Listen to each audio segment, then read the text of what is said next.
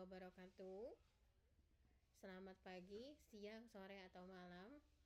Izinkan Ibu untuk menyampaikan materi pertemuan 11 keamanan data dan sistem informasi. Temanya adalah keamanan pada telepon seluler. Dimulai dari teknologi wireless ya, di mana teknologi ini memungkinkan komunikasi dua arah ya atau lebih dengan menggunakan transfer data melalui gelombang elektromagnetik wireless ya, tanpa kabel fisik. Jadi seperti jaringan seluler, wifi, bluetooth, dan teknologi nirkabel lainnya. Oke, cellular based wireless data solution itu seperti mempergunakan saluran komunikasi seluler yang sudah ada untuk mengirimkan data.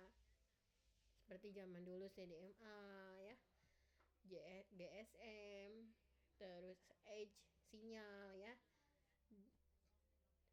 4G, 2G, dan lain sebagainya. Nah, ada lagi wireless LAN atau WLAN solution, di mana wireless ini hanya mencakupi wilayah area tertentu, hanya terbatas jangkauannya. Biasanya dari 10 sampai dengan 100 meter dari base station ke access point atau AP. Nah, teknologi telepon seluler atau cellular base ini dimulai dari adanya pergeseran dominasi teknologi, seperti perkembangan mobile phone telah menggantikan peran komputer pribadi ya. Kalau dulu belum ada telepon, semuanya pekerjaan ya diaksesnya melalui komputer. Nah, kemudian berkembang dengan seiring waktu muncullah mobile phone ya. Nah, sehingga berkembang lagi mobile phone-nya sehingga menjadi smartphone. Nah, dengan menggabungkan berbagai teknologi tersebut, fungsinya adalah untuk memenuhi kebutuhan generasi saat ini dan mendatang. Ya, memenuhi kebutuhan komputasi dasar dan juga komunikasi. Kemudian yang berikutnya adalah revolutionary power, di mana perkembangan besar-besaran ini terjadi ya. Perkembangan perangkat mobile ini memproses daya yang begitu besar dengan penyimpanan yang sangat besar, menyaingi potensi komputer desktop ya, menggambarkan revolusi sejati dalam teknologi informasi. Nah, itu perkembangan revolutionary power. Kemudian yang berikutnya adalah eksistensi dari kepribadian, di mana perkembangan manusianya juga berubah. Manusianya juga lebih mobilitasnya tinggi ya, sehingga membutuhkan perangkat-perangkat atau kebutuhan yang mendukung mobilitas manusia saat ini.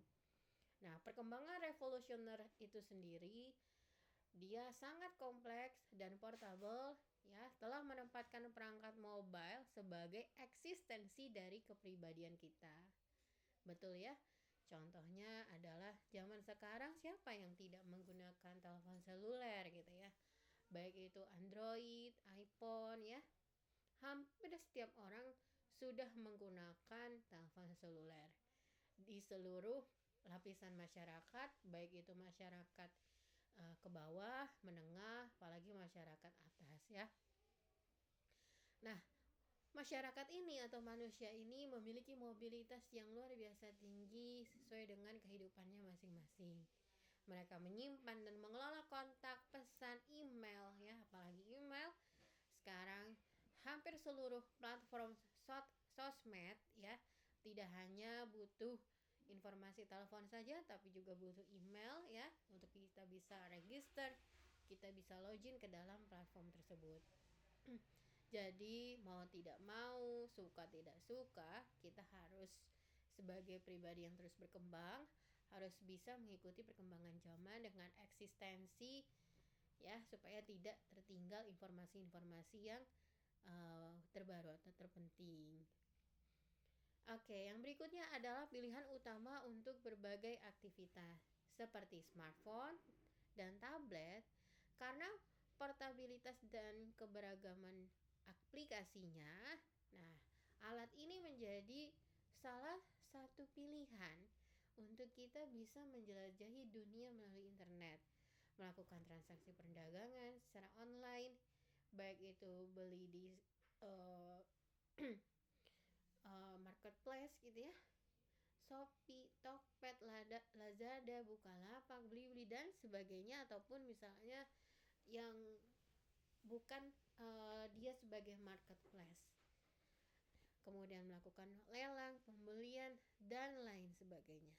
Hampir seluruh aktivitas yang kita lakukan, kita bisa lakukan melalui satu genggaman kita, yaitu dengan smartphone. Akses mudah ke aplikasi. Nah, akses kemudahan yang kita rasakan saat ini dengan menggunakan aplikasi mobile ya, telah membuat keterampilan dan teknologi mendasar hampir tidak berarti sebagai kendala untuk penggunaan perangkat ini. Ya, jadi sangat mudah sekali kita bisa masuk ke aplikasi asalkan kita terhubung ke dalam jaringan internet. Nah, di samping kemudahan-kemudahan ataupun kelebihan-kelebihan yang dimiliki ya, yang kita rasakan dalam kita menggunakan smartphone atau teknologi saat ini, ada juga sisi negatifnya seperti dua mata pisau ya, dimana sisi negatifnya itu ya adalah penyalahgunaan. Terdapat potensi penyalahgunaan. Jadi dampak dari perkembangan teknologi dalam kehidupan bermasyarakat ya, baik itu perkembangan teknologi secara mobile.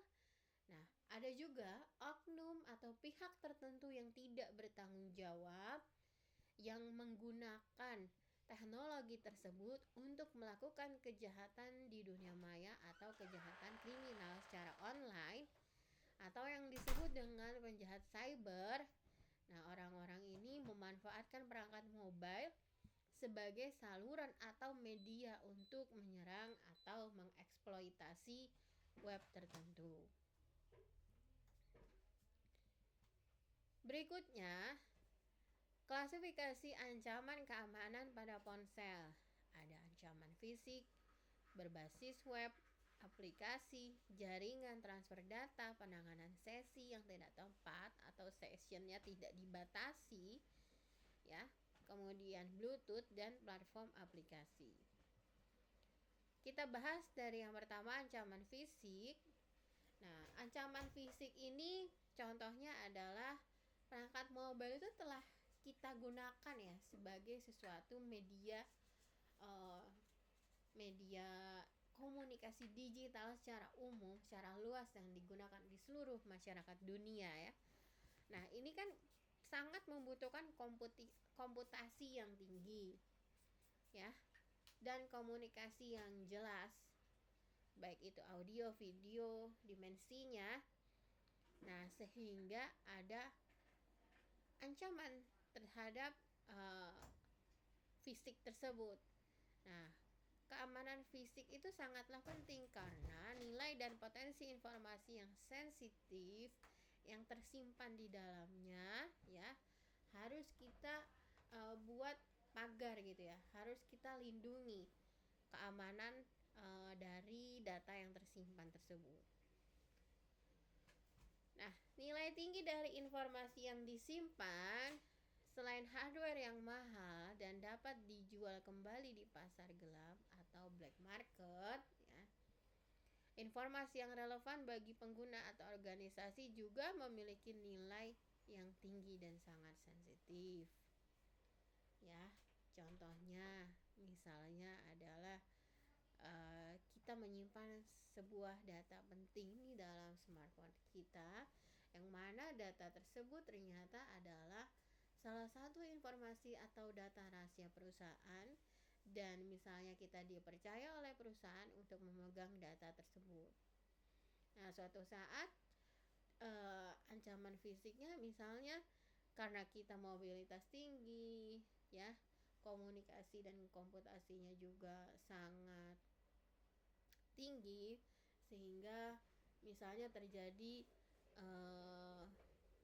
bisa saja terjadi crash karena datanya terlalu banyak gitu ya, atau misalnya dari fisiknya LCD-nya pecah dan lain sebagainya, sehingga merugikan pihak yang terkena dampak dari hal tersebut.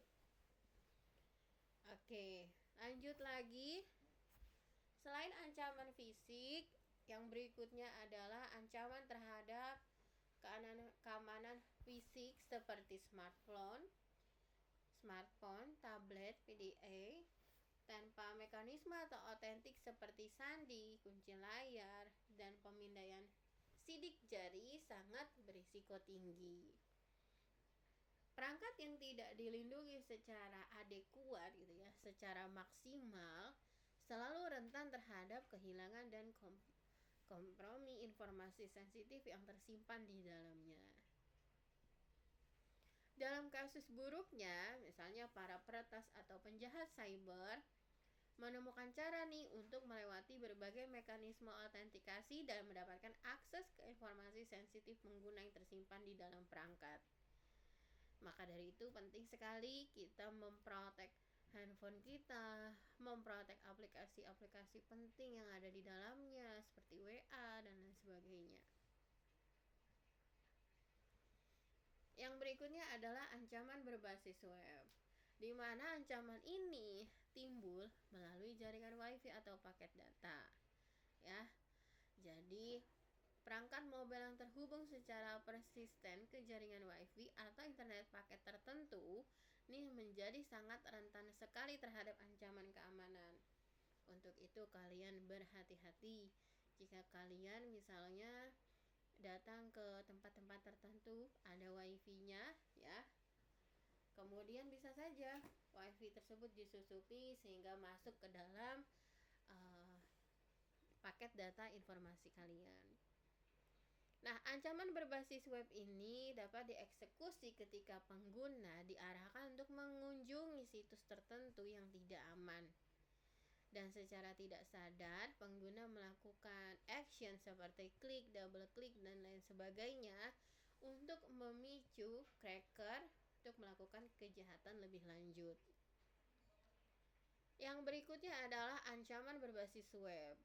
Ya, dimana contohnya ini adalah phishing, drive by download, eksploitasi browser, phishing seperti email, pesan Facebook, WA, Twitter ya, disebarluaskan tautan dari situs web berbahaya tersebut yang dirancang untuk menipu pengguna yang menerimanya.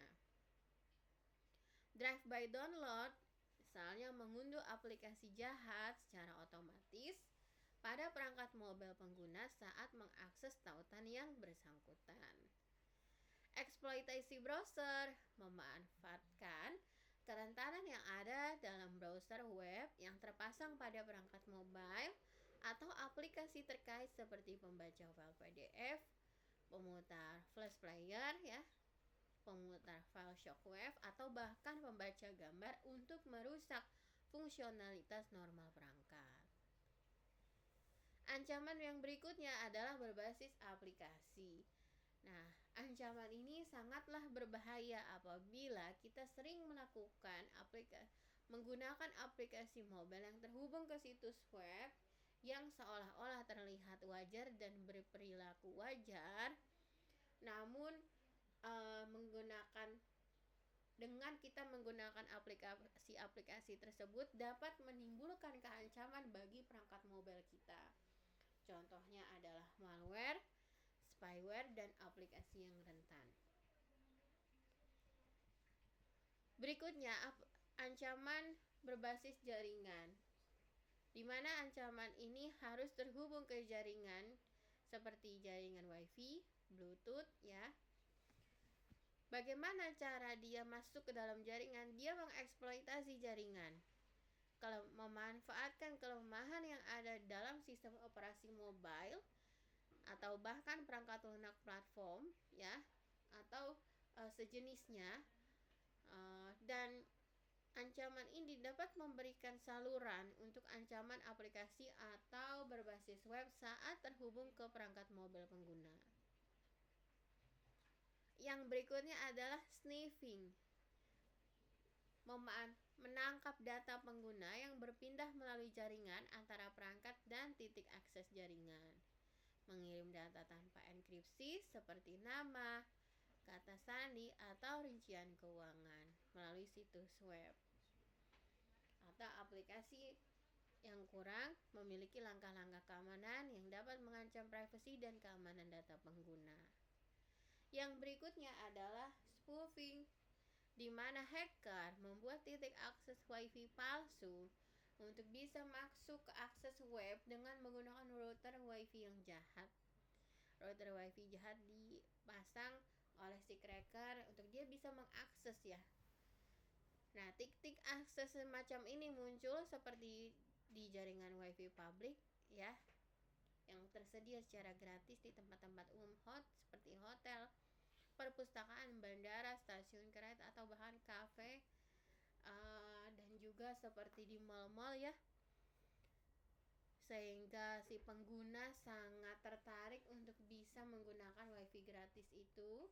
Dan pengguna yang tidak berhati-hati dapat membuat akun pada titik akses semacam ini dengan menggunakan kombinasi email atau nama pengguna dan kata sandi yang sama yang digunakan untuk layanan lainnya. Nah, hati-hati, jangan pernah kita membuat kata sandi atau email untuk kita bisa masuk ke WiFi tertentu ya, dengan menggunakan kata sandi atau email yang kita gunakan pada aplikasi lain.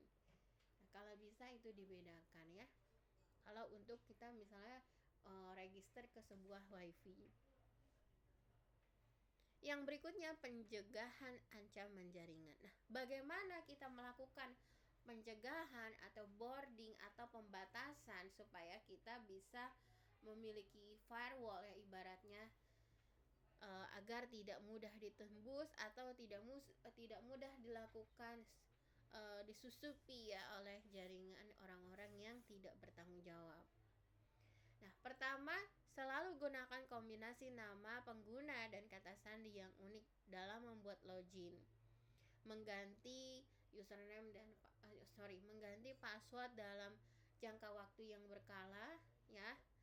Selain itu, jaringan nirkabel yang lebih terlindungi ya, yang dikendalikan oleh kelompok bisnis harusnya lebih dipilih daripada titik akses WiFi yang minim atau tidak memiliki fitur keamanan. Yang berikutnya adalah jaringan serangan pada perangkat mobile seperti session hijacking, site jacking ya, dan juga pencegahan serangan jaringan.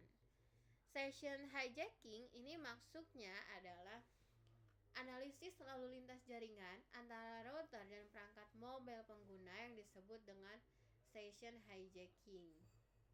Kalau site jacking, serangan jaringan yang digunakan untuk menangkap data dari lalu lintas data yang rentan. Nah, hacker menggunakan berbagai alat untuk otomatisasi serangan site jacking untuk menangkap dan mengeksploitasi lalu lintas data melalui jaringan WiFi yang rentan. Pencegahan serangan jaringan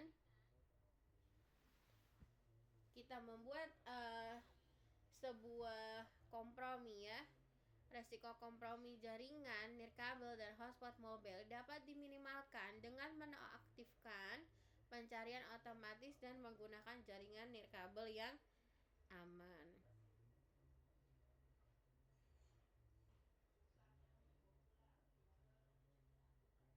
Oke. Maaf, tunggu dulu sebentar ya. Oke, session hijacking, Ibu akan memberikan contohnya seperti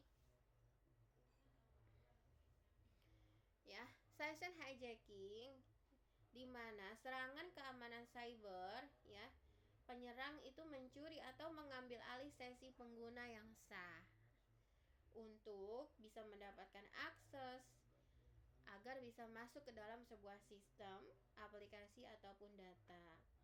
Nah, contohnya misalnya pengguna A ya. Pengguna A ini dia sebagai korban melakukan login ke akun bank online-nya atau m-banking melalui wifi publik, bisa di bandara, mall, dan sebagainya. Nah, penyerang B ada di jaringan yang sama, ya, menggunakan alat seperti WireShark biasanya, ya, Wire Shark untuk memonitor lalu lintas jaringan tersebut. Nah, ternyata pada saat itu kita sedang melakukan login di m-banking kita melalui smartphone. Nah, si penyerang ini dia menangkap cookie session cookie tersebut yang dikirimkan oleh browser pengguna A ke server bank, ya.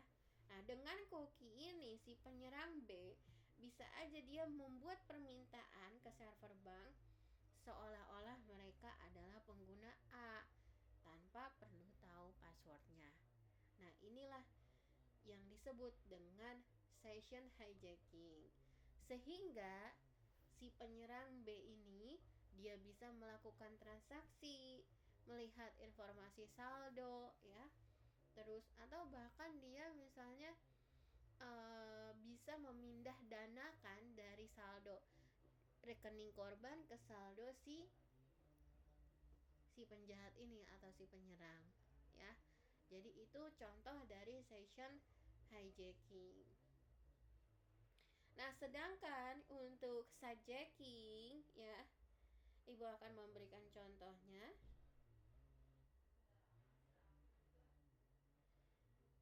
Contoh dari sitejacking. Jadi jenis serangan session hijacking yang fokus pada pencurian cookie sesi melalui jaringan yang tidak aman. Nah, terutama saat pengguna mengakses situs web melalui HTTP, ya, bukan HTTPS. Berikut adalah contoh yang akan Ibu jelaskan, ya.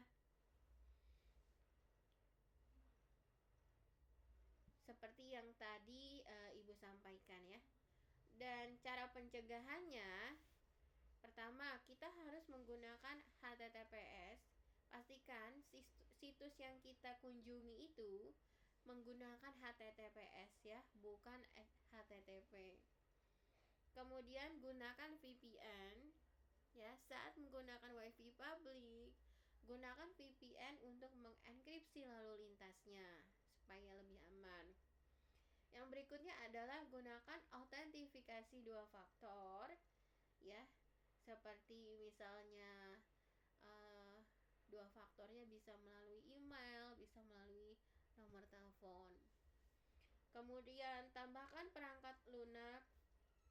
Pastikan browser dan sistem operasi kita selalu up to date, ya, dan hindari menggunakan wifi publik.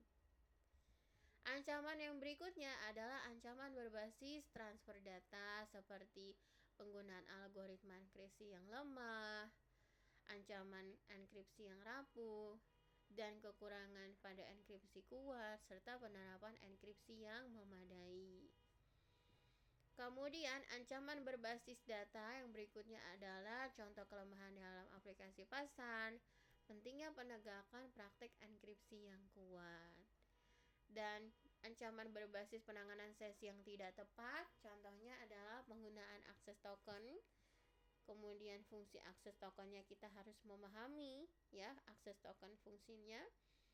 Dan praktek keamanan apa saja yang harus diperlukan serta ancaman dari penanganan sesi tersebut. Bagaimana kalau ancaman tersebut timbul melalui Bluetooth? Apakah bisa? Tentu saja bisa.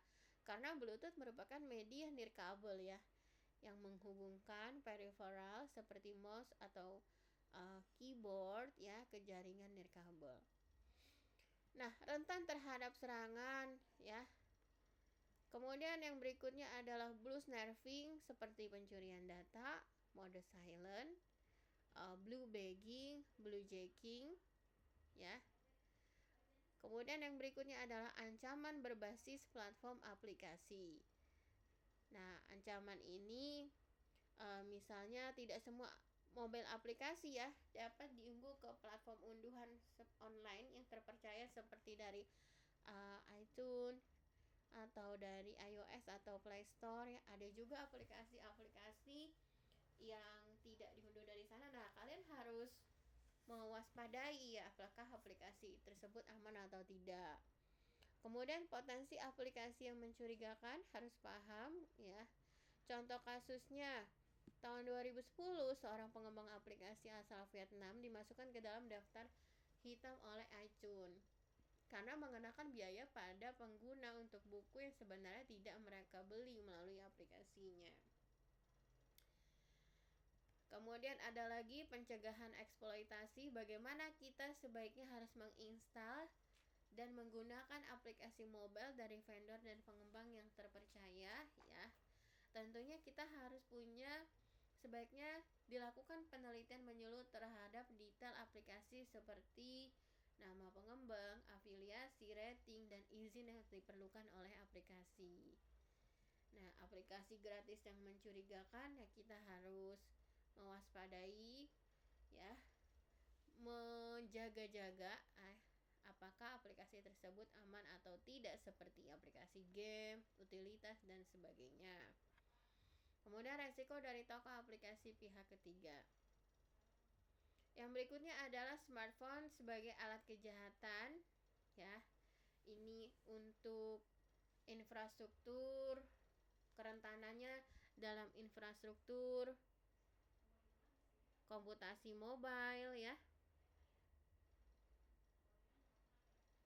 Kemudian resiko terhadap keamanan cyber dan juga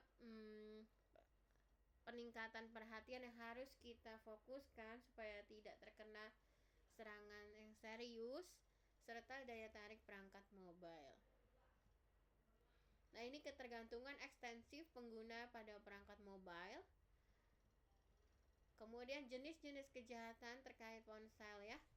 Ada mobile espionage, physical theft ya, theft, mobile hacking, mobile defamation, mobile pornography, identity theft, thief, mobile cloning, mobile stalking, mobile software piracy, denial of service, malware broadcast, mobile phishing. Nah, ini adalah urutan skema serangan smishing ya. Tujuannya untuk melacak pengguna atau mencuri informasi sensitif pengguna dengan mengunduh malware. Nah, jenis-jenis penipuan melalui ponsel itu ada missed call scam, record message scam, text message, ringtone, phone insurance, dan sebagainya. Nah, pencurian data. Ada pencurian identitas melalui ponsel, pencurian data oleh aplikasi, serta penipuan kartu SIM. Pencurian identitas melalui ponsel ini melakukan serangan smishing dan penipuan telepon ya, mengambil alih akun ponsel, mendapat akses ke akun keuangan, juga penggunaan smartphone oleh teroris itu bisa termasuk ya. Pencurian data oleh aplikasi, misalnya di dalam aplikasi mobile tersebut ya, belakangan ini sering terjadi serangan yang mencurigakan terkait komunikasi dan preferensi pengguna, seperti informasi yang diambil dari kode audio panggilan, durasi panggilan pengguna, cap waktu aktivitas pengguna ya, dan kebocoran atau informasi pencurian lainnya. Penipuan kartu SIM dan langkah-langkah pencegahannya adalah kita harus melawan kehilangan fisik dan pencurian perangkat ponsel, melawan serangan smishing, melawan serangan berbasis aplikasi, dan melawan pencurian identitas penipuan kartu SIM. Baik, Ibu rasa cukup. Terima kasih. Selanjutnya bisa kalian baca sendiri ya. Wassalamualaikum warahmatullahi wabarakatuh.